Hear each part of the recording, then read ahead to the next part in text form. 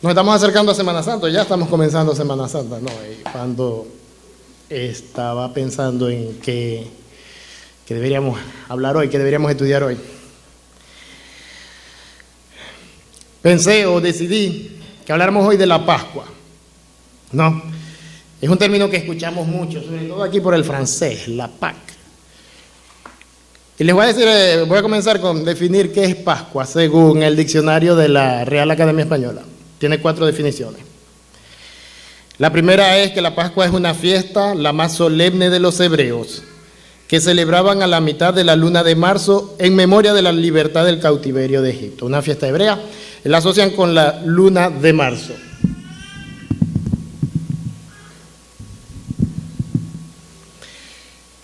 La segunda es que es en la Iglesia Católica, dice fiesta solemne de la resurrección del Señor que se celebra el domingo siguiente al plenilunio, a la luna nueva, posterior al 20 de marzo.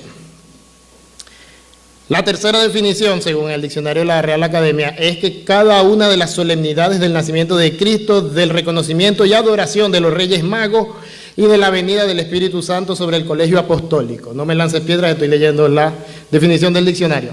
Y la cuarta definición es tiempo desde la natividad de Cristo hasta el Día de Reyes inclusive. Y yo recuerdo, o sea, y por eso les digo la definición de la Real Academia, yo recuerdo que incluso cuando me convertí, ¿no? Y a uno le preguntaban, ¿qué se celebra la Pascua? Y uno quedaba, bueno, complicado. Una de las cosas, yo no sé si a ustedes les pasaban, pero yo vengo de Venezuela, ¿no? En Venezuela es que usan felices Pascuas en Navidad. Creo que en Chile dicen al viejito pascuero. Entonces a veces uno asocia Pascua con Navidad. Y entonces cuando viene Semana Santa la gente también habla de Pascua. Y la pregunta, entonces, ¿qué es la Pascua? En verdad, explicar por qué asociamos Pascua con Semana Santa es fácil. Porque Pascua era la fecha que se estaba celebrando cuando Jesús murió. Y vamos a hablar más adelante de que hay una relación entre lo que pasó en la Pascua y lo que pasa con la crucifixión de Jesús. Más difícil es explicar por qué relacionan Pascua con Navidad. De hecho, la gente no se pone de acuerdo por qué. Entre las explicaciones que he conseguido, la más interesante es que algunos eruditos judíos, ellos proponían que los profetas en la Biblia nacían y morían en la misma época del año. Y los cristianos que adoptaron esto, entonces llegaron a la conclusión de que Jesús nació en Pascua y murió en Pascua. Porque sabemos que Jesús murió durante la Pascua, no sabemos cuándo nació. Esa es interesante, pero la verdad es que nadie sabe o no se ponen de acuerdo por qué la gente asocia Pascua con Navidad. Bíblicamente, ¿qué es la Pascua entonces? Vamos a verlo el día de hoy. La Pascua, les puedo decir rápidamente que es una fiesta que celebraba Israel, una fiesta que aparece en el Antiguo Testamento. Vamos a hablar de la primera Pascua. Y para darles un poco de contexto, recordemos de que Dios había escogido a Abraham para que Abraham formara su pueblo. Y le había pedido a Abraham que saliera de donde Abraham vivía, de Ur de los Caldeos, y se fuera a una tierra nueva, que era la tierra de Canaán. Y los voy a invitar vamos a comenzar en Génesis 15, vamos a saltar mucho, no crean que voy a comenzar la historia de la Pascua desde Génesis. Vamos a Génesis 15 solamente para ver lo que Dios decía a Abraham. Génesis 15, versículo 5 en adelante.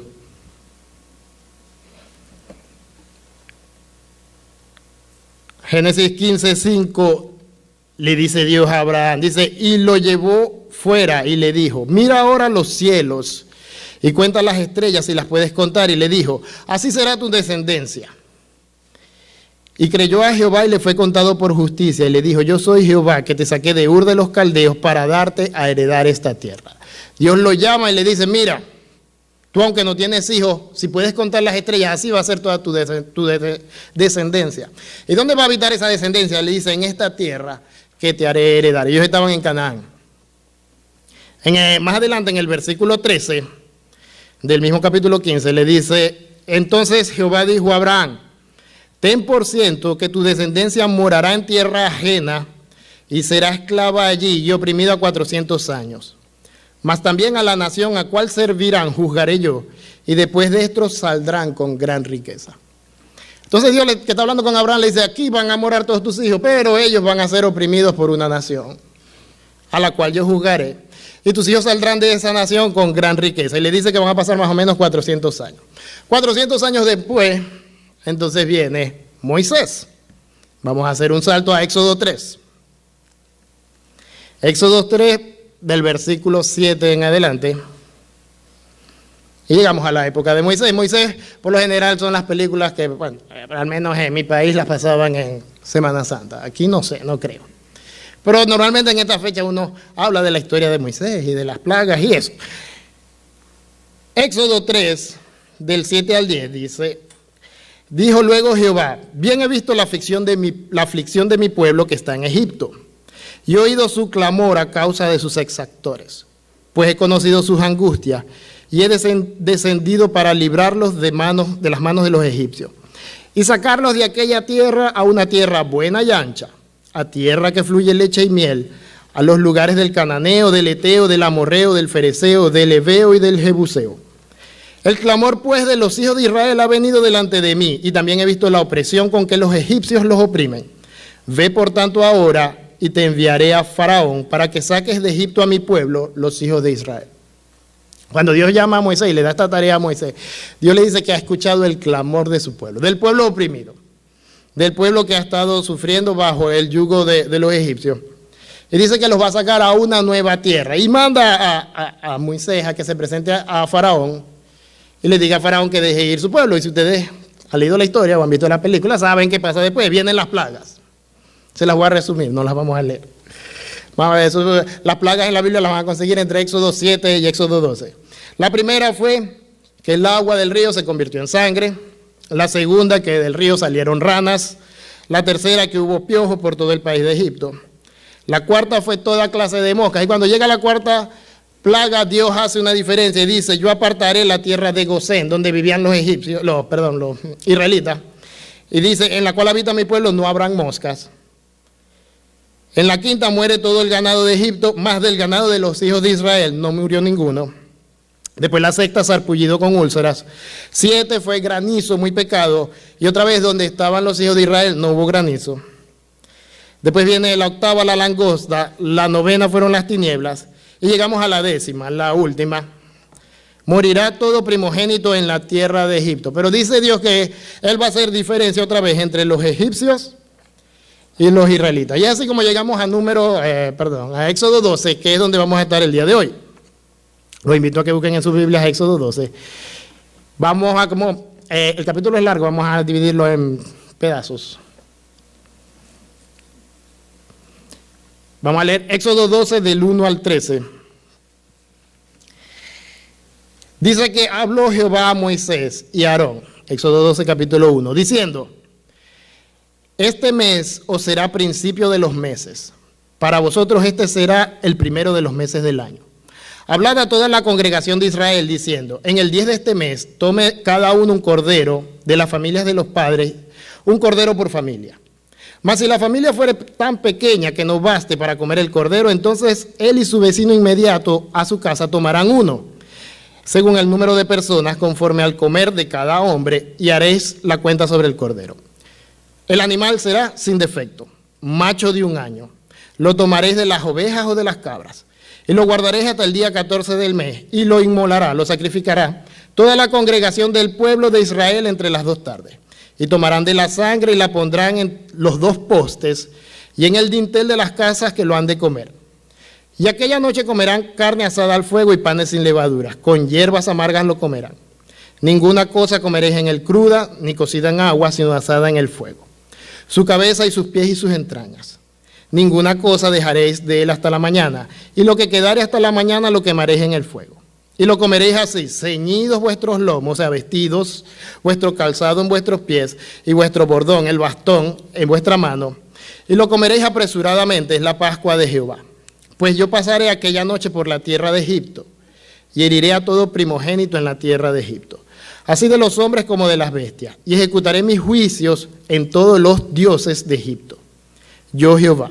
Y la sangre os será por señal en las casas donde vosotros estéis, y verá la sangre y pasaré de vosotros. Y no habrá entre vosotros plaga de mortandad cuando hiera la tierra de Egipto. El primer punto que vamos a ver hoy es que Dios prepara a su pueblo para ser un pueblo. Recordemos que los hijos de Israel se multiplicaron en Egipto. Ellos cuando llegaron eran, dice, como 70 hombres, hombres con su familia. Van a salir 600,000 hombres con su familia. Ellos crecieron dentro de Egipto. Ahora, ellos, a pesar de ser un pueblo numeroso y que Dios los ha bendecido, son oprimidos, están esclavos, no tienen tierra, tampoco hasta este momento tienen la ley de Dios. Ellos conocen las historias de sus antepasados, saben la historia de Abraham, saben la historia de Isaac y Jacob, posiblemente Abraham les había contado historias de antes del diluvio, pero en este momento no tienen ley, Dios no les ha dado nada todavía a Moisés. Posiblemente ellos no se vieran como una nación poderosa. No se ven como un pueblo privilegiado sobre los demás. Sin embargo, Dios se está encargando de que ellos cuando salgan de ahí sean una nación poderosa. Dios está preparando a su pueblo a través de pruebas. Y cuando comienza el capítulo 2, en el versículo 1, Dios comienza diciéndoles, este será su primer mes. El mes de Nisan, no lo dice ahí, pero Nisan significa primero. Porque Dios comienza a darles, lo primero que les da es un calendario. Aquí va a comenzar Dios a darle la ley a su pueblo, cuando ellos todavía están en Egipto. Y comienza diciendo, bueno, ustedes tal vez antes usaban otro calendario, no sé cuál usaban, no sé si era el de Egipto o el de Mesopotamia. Ahora van a usar comienza ahora, su primer mes del año va a ser y en 2 semanas van a tener una fiesta, van a sacrificar un cordero. Y Dios, cuando les da este calendario, no se los da solamente para que ellos recuerden cuándo tienen que sembrar y cosechar, o para que cuenten los días del año, los ciclos de la luna, sino que también para que ellos guarden las fiestas religiosas. Y viene la primera fiesta, el primer rito que Dios les da, que es de la Pascua. Comienza entonces la ley, lo que nosotros llamamos la ley, revelada al pueblo de Dios. El calendario que ellos tenían era un calendario lunar. Los meses se alineaban con la luna, pero el año no se alineaba perfectamente con el sol. Entonces recuerden, por lo general, incluso para nosotros es así, los meses la idea es que se alinean con la luna y los años con el sol. Entonces ellos, en vez de tener años bisiestos como nosotros, que le agregamos un día, ellos agregaban un mes cada 3, 4 años, agregaban un mes al final. Eso hace de que el mes de Nisan, donde celebramos la Pascua, para nosotros a veces cae en marzo, a veces cae en abril. Y cae cerca de la luna nueva que viene después de marzo, que es el sábado que viene. Si ustedes lo chequean, lo pueden ver que el sábado 16 será luna nueva. Por eso vieron, no sé si se fijaron que las definiciones del diccionario lo van también a relacionar la celebración de la Pascua con la luna, porque los meses de ellos eran lunares. Intentaban siempre sincronizarse con la luna.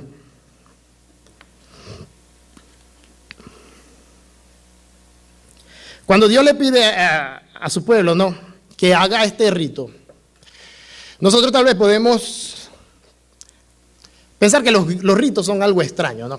Porque nosotros vivimos en una sociedad que es una apostasía, o sea, aquí nadie quiere tener un Dios. Pero en este tiempo era diferente, en este tiempo cada nación tenía dioses. Egipto tenía sus dioses, Mesopotamia tenía sus dioses, todo el mundo tenía dioses, todo el mundo tenía ritos que seguir. Sin embargo, aunque Dios le está dando un rito, que tal vez ellos pueden decir, bueno, nosotros ahora como pueblo vamos a tener rito como los demás. Cuando Dios los saca de Egipto, también está grabando en ellos un mensaje en sus cabezas. Está grabando el mensaje de que Dios es diferente a los otros dioses. Leíamos en el pasaje de Éxodo del 1 al 13, que Dios había juzgado a los dioses de Egipto, porque las plagas tocaban sea un dios de Egipto o sea un rito que los egipcios hacían. Entonces Dios le está diciendo a su pueblo, bueno, ustedes ahora van a salir, pero ustedes también tienen que aprender que tienen un Dios diferente, un Dios poderoso. En estas plagas, Dios había mantenido a Israel fuera, ¿no?, de que no tuviera las consecuencias de las plagas, sin que Israel tuviera que hacer nada. Era la sola voluntad de Dios que evitó que el granizo cayera donde estaban los del pueblo de Israel. Sin embargo, en la plaga final, Dios les va a pedir a los israelitas que hagan algo.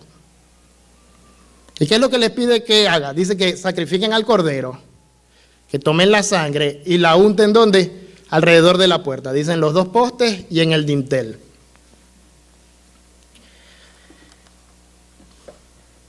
También les dice que ellos deben de comerse toda la carne de ese cordero, que lo que no se coman, la quemarán.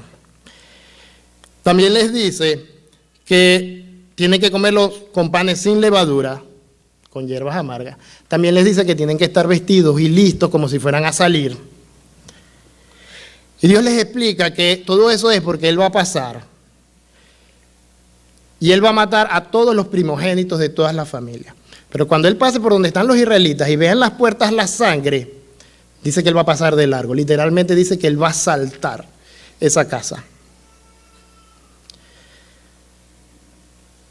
Entonces vemos de que había la posibilidad de que los israelitas también murieran, que los primogénitos de Israel también murieran, si ellos no hacían esto. La Biblia no dice que alguno no lo haya hecho, de hecho dice que todos lo hicieron, lo cual tiene sentido porque ya era la 10ª plaga, se habían visto 9, donde Dios había obrado, en esta podían estar seguros que también Dios iba a obrar. Pero esto de que existía la posibilidad de que los israelitas, de que los primogénitos de los israelitas también murieran, nos enseña que cuando Dios hace diferencia entre Egipto e Israel, ciertamente, como Dios le dijo a Abraham, está trayendo juicio sobre Egipto, pero también está trayendo misericordia sobre Israel. No era que Israel no merecía morir, y merecían morir igual que todos merecemos morir. Pero cuando Dios pasó, dice que Él hace juicio contra Egipto, pero tiene misericordia con Israel. Pero vamos a decir que tiene gracia con Israel, porque aun cuando aquí estaba comenzando la ley, la gracia de Dios siempre ha estado. Sigamos leyendo el capítulo 12, quedamos en el versículo 14. Dice del 14 en adelante: y este día os será memoria, y lo celebraréis como fiesta solemne para Jehová durante vuestras generaciones. Por estatuto perpetuo lo celebraréis. 7 días comeréis panes sin levadura. Así el primer día haréis que no haya levadura en vuestras casas, porque cualquiera que comiere leudado desde el primer día hasta el 7º será cortado de Israel. El primer día habrá santa convocación, asimismo que el 7º tendréis una santa convocación. Ninguna obra hará en ello, excepto solamente que preparéis lo que cada cual haya de comer. Y guardaréis la fiesta de los panes sin levadura, porque este mismo día saqué vuestras huestes de la tierra de Egipto. Por tanto, guardaréis este mandamiento en vuestras generaciones por costumbre perpetua. En el mes primero comeréis los panes sin levadura, desde el día 14, cuando sacrificaban la Pascua, del mes por la tarde hasta el 21, o sea, una semana después, por la tarde. Por 7 días no se hallará levadura en vuestras casas, porque cualquiera que comiere leudado, así extranjero como natural del país, será cortado de la congregación de Israel. Ninguna cosa leudada comeréis. En todas vuestras habitaciones comeréis panes sin levadura. Y Moisés convocó a todos los ancianos de Israel y les dijo: sacad y tomaos corderos por vuestras familias y sacrificad la Pascua. Y tomad un manojo de hisopo y mojadlo con la sangre que está en el lebrillo, y untad el dintel y los 2 postes con la sangre que está en el lebrillo. Y ninguno de vosotros salga de las puertas de su casa hasta la mañana, porque Jehová pasará hiriendo a los egipcios. Y cuando vea la sangre en el dintel y en los 2 postes, pasará Jehová de aquella puerta y no dejará entrar al heridor en vuestras casas para herir. Guardaréis esto por estatuto para vosotros y para vuestros hijos para siempre. Y cuando entréis en la tierra que Jehová os dará, como prometió, guardaréis este rito. Y cuando dijeren vuestros hijos: ¿qué es este rito vuestro?, vosotros responderéis: es la víctima de la Pascua de Jehová, el cual pasó por encima de las casas de los hijos de Israel en Egipto, cuando hirió a los egipcios y libró nuestras casas. Entonces el pueblo se inclinó y adoró. Vamos a parar ahí. Vemos que tuvimos en este pedazo como una repetición. No, Moisés vuelve a repetir qué es lo que ellos tienen que hacer, que tienen que sacrificar al cordero, que tienen que agarrar la sangre del cordero, ponerlo en la puerta. Pero vemos que hay una intención de parte de Dios de que esto sea un rito, de que esto se repita año tras año. ¿Por qué? Porque Dios quería que el pueblo recordara esto. ¿Que recordara qué? Que recordaran lo que pasó en Egipto, generación tras generación. Que recordaran la última plaga. Que recordaran que el sacrificio del cordero es necesario. Que recordaran que deben de comer sus carnes completamente. Que recordaran la sangre en la puerta, que recordaran la misericordia de Dios sobre su pueblo, que recordaran que deben despojarse de la levadura, que recordaran que ellos no pertenecían a Egipto y que no servía de nada comer cómodos en ese lugar. Que recordaran que Dios los llamó a salir a una tierra nueva y que ellos tenían que estar listos. Esta es la fiesta judía más importante. La fiesta donde ellos recordaban que Dios los había sacado de Egipto, pero no solamente que Dios los había sacado de Egipto, sino cómo Dios los había sacado. Seguimos leyendo. Quedamos en el versículo 28. Y los hijos de Israel fueron e hicieron puntualmente así, como Jehová había mandado a Moisés y a Aarón. Y aconteció que a la medianoche Jehová hirió a todo primogénito en la tierra de Egipto, desde el primogénito de Faraón, que se sentaba sobre su trono, hasta el primogénito del cautivo que estaba en la cárcel, y todo primogénito de animales. Y se levantó aquella noche Faraón y todos sus siervos y todos los egipcios, y hubo un gran clamor en Egipto, porque no había casa donde no hubiese un muerto. E hizo llamar a Moisés y a Aarón de noche y le dijo, este es el faraón, no les dice, salid de en medio de mi pueblo vosotros y los hijos de Israel, e id, servir a Jehová, como habéis dicho. Tomad también vuestras ovejas y vuestras vacas, como habéis dicho, e idos y bendecidme a mí también.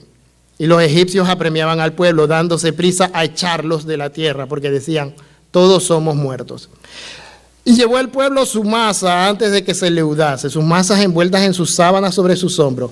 E hicieron los hijos de Israel conforme al mandamiento de Moisés, pidiendo de los egipcios alhajas de plata, de oro y vestidos. Y Jehová dio gracia al pueblo delante de los egipcios, y les dieron cuanto pedían. Así despojaron a los egipcios. Partieron los hijos de Israel de Ramesés de Sucot, como 600,000 hombres de a pie, sin mucho ganado, sin contar los niños. También subió con ellos grande multitud de toda clase de gente, ovejas y muchísimo ganado. Y cocieron tortas sin levadura de la masa que había sacado en Egipto, pues no había leudado, porque al echarlos fuera los egipcios no habían tenido tiempo ni para prepararse comida. El tiempo que los hijos de Israel habitaron en Egipto fue 430 años. Y pasados los 430 años, en el mismo día, todas las huestes de Jehová salieron de la tierra de Egipto. Es noche de guardar para Jehová por haberlo sacado en ella de la tierra de Egipto. Esta noche deben de guardarla para Jehová todos los hijos de Israel en sus generaciones. Miren, las cosas que Dios dice que van a pasar, pasan. Dios le había dicho a Abraham que su descendencia iba a estar captiva o esclavizada durante 400 años. Estuvieron 430. Si quieren saber por qué es la diferencia, me lo pueden preguntar después. Ahorita vamos a saltarla. Dios les dice que los va a sacar del pueblo con gran riqueza. Y los egipcios le dieron riquezas a ellos para que se fueran. Cuando les pidieron, les dieron todo lo que ellos querían, sencillamente para que se fueran porque tenían miedo de que iban a morir todos. Dice que salieron todos juntos. No fue como que, bueno, ellos uno a uno se fueron yendo de Egipto. Dios los sacó a todos en el mismo día. La profecía es uno de los fenómenos más interesantes de la Biblia y nos recuerda de que Dios nunca pierde el control de la situación. Miren, probablemente de tanto que ellos habían vivido, de la opresión que habían vivido en Egipto, los hebreos podían pensar que su Dios no era tan poderoso como los otros dioses, o que los había olvidado, o que Dios se había quedado dormido. Miren, la comparación entre dioses en ese tiempo era inevitable. De hecho, nosotros también hacemos lo mismo. Nosotros también comparamos a nuestro Dios con los otros dioses. Lo único que en esta época a nosotros nos cuesta más identificar cuáles son esos otros dioses. Pero nosotros siempre estamos comparando el poder de Dios con el poder de cualquier otra cosa. La profecía sirve para que nosotros veamos el verdadero poder de Dios, de que Dios sabía lo que estaba haciendo y que cuando lo comparamos vemos de que Dios, nuestro Dios único y verdadero, siempre gana. Siempre sale airoso de la comparación. Ellos salieron de Egipto gracias al poder de Dios. Y dice que incluso otras gentes de otros pueblos que podían estar también allí esclavizados, dice que salieron con ellos de Egipto. Dios les pidió a su pueblo que no agregaran levadura a sus panes porque debían de partir rápidamente. No tenían tiempo para que la masa leudase, para que el pan creciera, sino que agarraron lo que tenían y salieron. Asimismo, les dice, cada vez que conmemoren la Pascua, comerán panes sin levadura. En el Antiguo Testamento la levadura siempre va a ser vista como contaminación. Dios, cuando les termine de dar la ley y les diga todo lo que ellos pueden y no pueden ofrecer en el tabernáculo, en el templo, en cualquiera de sus ofrendas, les dice que las ofrendas no pueden tener levadura. Y más allá de una regla, de sencillamente una regla de comer, es un símbolo de pureza, de que el pan no ha sido, o la masa no ha sido contaminada por la levadura. Quien está rápido, quien está apurado para partir, no tiene tiempo de distraerse con impurezas, no tiene tiempo de contaminarse. Y eso era lo que Dios les estaba diciendo ahí. Ahora, después que ellos salen, una generación después, recordemos, después que salieron pasaron por el desierto, ¿cuántos? 40 años murieron, y se murió toda una generación, y antes de entrar a la tierra prometida, Dios les repite la ley. Les voy a leer Deuteronomio 16, cuando Moisés les está repitiendo la ley antes de entrar a la tierra prometida. Deuteronomio 16, del versículo 1 al 8. Les vuelve a repetir sobre la fiesta de la Pascua. Les dice: guardarás en el mes de Abib, que es el mes primero, Nisán, y harás Pascua a Jehová tu Dios, porque en el mes de Abib te sacó Jehová tu Dios de Egipto de noche. Y sacrificarás la Pascua a Jehová tu Dios, de las ovejas y de las vacas en el lugar que Jehová escogiere para que habite allí su nombre. No comerás con ella pan con levadura, 7 días comerás con ella pan sin levadura, pan de aflicción, porque aprisa saliste de la tierra de Egipto, para que todos los días de tu vida te acuerdes del día que saliste de la tierra de Egipto. Y no se verá levadura contigo en todo tu territorio por 7 días.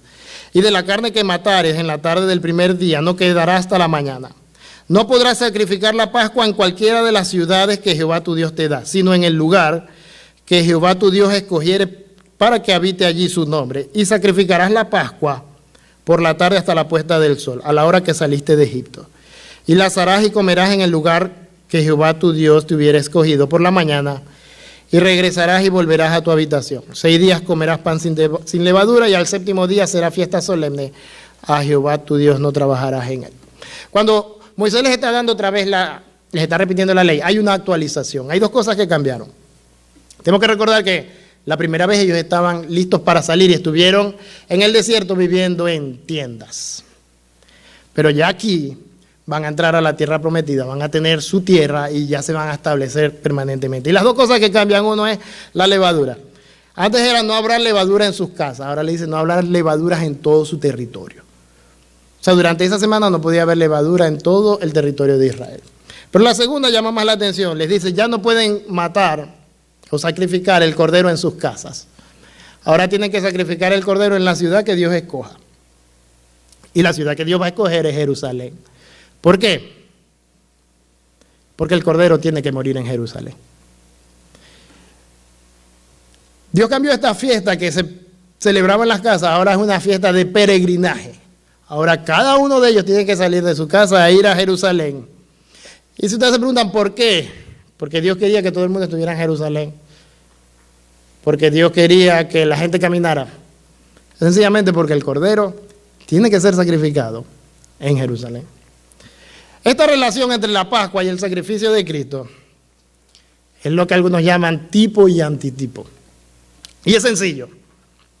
Sencillamente es que la Pascua es una representación o una figura o una sombra de una realidad futura. 1500 años antes. Hay 1500 años entre la Pascua y el sacrificio de Cristo. Ahora, no es que Cristo cuando vino, Él conocía la historia de la Pascua y dice, bueno, no, ¿saben qué? Yo voy a repetir esa misma historia, pero ahora el cordero no es un verdadero cordero, ahora soy yo. No. Es Dios que sabe lo que va a pasar con Jesucristo, Dios Padre. Y Él establece la Pascua como una sombra de lo que ha de venir. Es decir, la causa está en el futuro. La causa es lo que pasó con Cristo y la consecuencia es la Pascua. A pesar de que la Pascua viene antes, y podemos decir, bueno, pero es que la Pascua a la final fue algo súper importante en el pueblo de Israel que lleva a la final al sacrificio de Cristo. Dios estaba viendo primero lo que pasó con Cristo y después viene la Pascua. ¿No me creen? Les voy a leer algunos pasajes. Juan 1, versículos 35 y 36.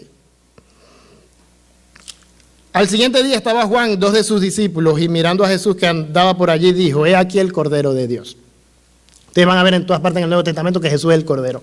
Ustedes pueden estar pensando, bueno, pero es que ¿es el Cordero de la Pascua? ¿O es el Cordero del sacrificio anual que realizaba el sumo sacerdote? En verdad son los dos. Porque esto que yo les dije de que las cosas, por lo menos la Pascua, es una representación de la realidad que venía futura, ustedes la van a conseguir por todo el Antiguo Testamento. Todo el Antiguo Testamento ustedes van a ver que siempre apunta a Cristo. Y siempre apunta a lo que pasó en la cruz.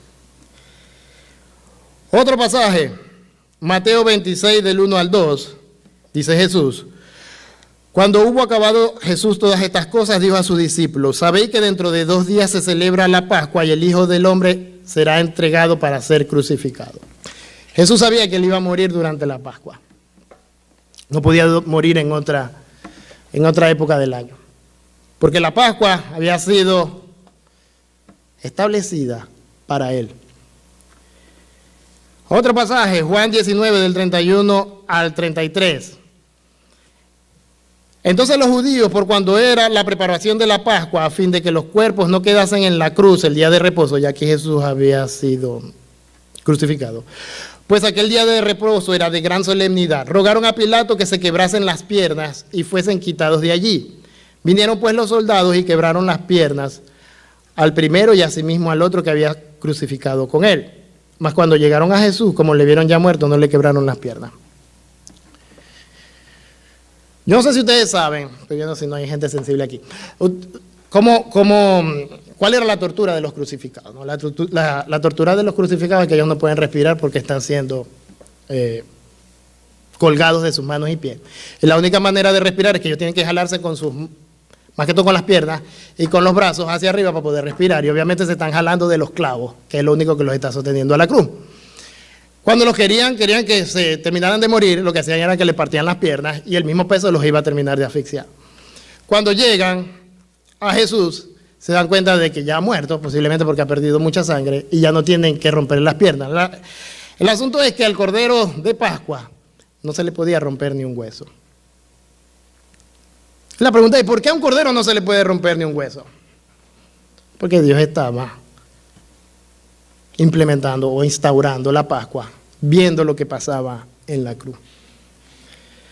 Luego dice Pablo en 1 Corintios 5, del 7 al 8, limpiaos pues de la vieja levadura, para que seáis nueva masa, sin levaduras como sois, porque nuestra Pascua, que es Cristo, ya fue sacrificada por nosotros. Así que celebramos la fiesta, no con la vieja levadura, ni con la levadura de malicia y de maldad, sino con panes sin levadura de sinceridad y de verdad. Vemos entonces de que la levadura, aún en el Nuevo Testamento, significa la corrupción o la contaminación del mundo en nosotros. La invitación, ¿cuál es entonces? La invitación es que celebremos la Pascua, nuevamente, pero entendiéndola. Mire, tal vez alguno de aquí está todavía captivo, oprimido por sus pecados, o oprimido por los dioses que se oponen, dioses entre comillas, ¿no?, que se oponen al Dios único y verdadero. Si alguno está en esa situación, ¿qué debe hacer? Pues clamar, como el pueblo clamó, clamar a Dios, y Dios lo liberará. ¿Cómo lo liberará? Bueno, ya el sacrificio está hecho, ya Cristo murió en la cruz, ya la sangre está lista, es la sangre de Jesús. Solo queda agarrar la sangre y ponerla aquí, en la puerta de sus vidas. Sin esa sangre, si nosotros no tenemos la sangre de Cristo sobre nosotros, nosotros somos como un egipcio más. Y si entendieron, ya saben qué es lo que va a pasar. Ahora, los que estamos ya cubiertos con esa sangre, ¿qué podemos hacer para celebrar la Pascua? Bueno, dice que debemos de despojarnos de la levadura de este mundo. No contaminémonos con cosas vanas, sino que entendemos que hay otra tierra que nos espera. Y debemos estar listos, vestidos, calzados y con el bordón en la mano. Esa es nuestra Pascua. Vamos a orar. Señor, te doy gracias por haber preparado todo desde el principio. Porque Señor, desde el principio de los tiempos, tú te has encargado de nosotros y has provisto todo lo que nos hace falta, a pesar de nuestros errores, pecados, nuestra obstinación a hacer el mal. Te doy gracias, Señor, porque lo que hiciste o lo que sucedió en la cruz, no lo dejaste oculto para nadie. Ni para los que vivieron antes, ni para los que vivieron después. Te doy gracias, Señor, porque por tu poder y tu misericordia estamos aquí. Y te pido por cada uno de los que están aquí escuchando, para que tú también, Señor, reveles esa verdad y ese poder en la vida de cada persona. Amén.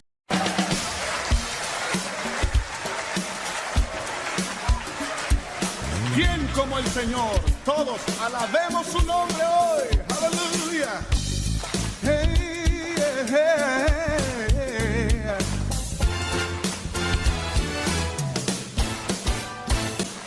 ¿Quién como el Señor? No hay nadie. ¿Quién como el Señor? Poderoso y fuerte. ¿Quién como el Señor? Él es digno. Vamos, alabémosle. ¿Quién como el Señor? No hay nadie. ¿Quién como el Señor? Poderoso y fuerte. ¿Quién como el Señor? Él es digno. Vamos, alabémosle. Gloria a Dios, gloria a Dios. Digno eres tú de gloria. Desde el amanecer hasta el atardecer, exaltemos el nombre del Rey. Oh, ¿quién como el Señor? No hay nadie. ¿Quién como el Señor? Poderoso y fuerte. ¿Quién como el Señor? Él es digno. Vamos, alabémosle. Gloria a Dios. Gloria a Dios. Digno eres tú de gloria. Desde el amanecer hasta el atardecer, exaltemos el nombre del Rey. Oh, oh, oh, oh.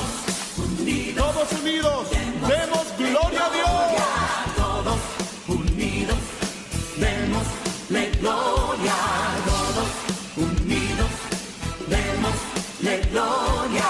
Todos unidos, démosle gloria. Todos Unidos, démosle gloria. Todos unidos, démosle gloria. Todos unidos, démosle gloria. Todos unidos, démosle gloria. Digno es el Dios de Israel.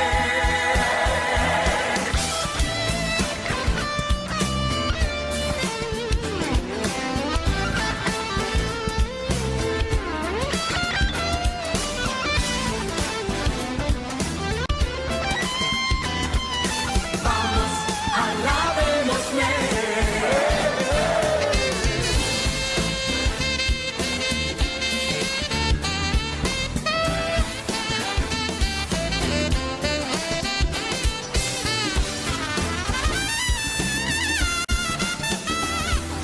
Vamos, alabémosle. gloria a Dios. Gloria a Dios. Digno eres tú de gloria. Desde el amanecer hasta el atardecer, exaltemos el nombre del Rey. ¿Quién como el Señor? ¿Quién como el Señor? No hay nadie.